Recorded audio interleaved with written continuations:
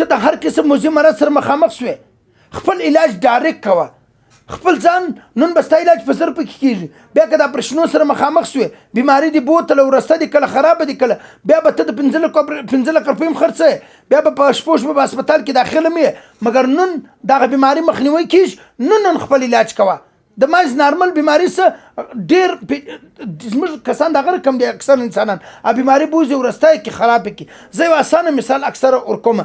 زه هم اوس یو کښتۍ ده، هغه کښنې کښنې سوراخونه لږ لږ اوبه روانې، کا کښتۍ بند دا سوراخونه نه کې بند، اوبه ورځي کښتۍ له کښتۍ د اوبو ډکېږي ډوبېږي که نه، دغه رقم غر کېږي. نو ته بیا د پیچیده مرض سره د ډېرو مشکلات سره مخامخ کېږي. تر هغه ښه دی چې اوس خپل علاج دی ویکې. ته درخت لیدلی چې 100 کاله وچ درخت خالي هغه ریشه یې پاتې، مګر کله کله برته هغه ریشې سه یو نوې ریشه راپورته سي، درخت د سره تازه سي، جوړه سي، درخت سي، یو درخت چې جوړه سي، غټه درخت سي. په څه وجه باندې هغه ته الله یو نوی ژوند نوی امید ورکړي. تا ته الله نوی ژوند نوی امید درکړي چې د هر قسم پیچیده مرض مشکل مرض سره مخامخ الله شفا